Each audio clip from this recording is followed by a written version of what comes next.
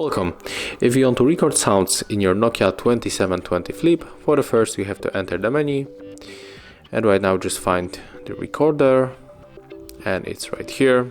Click select and just tap on the new. Start record with the select button, and right now smartphone is recording sounds, so we can just pause or just finish. Right here we can rename our our record or just save it. And right now we can check how it sounds. And right now smartphone is recording sounds, so we can just pause or just finish.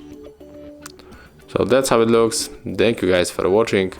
Leave thumbs ups, comments and subscribe to our channel.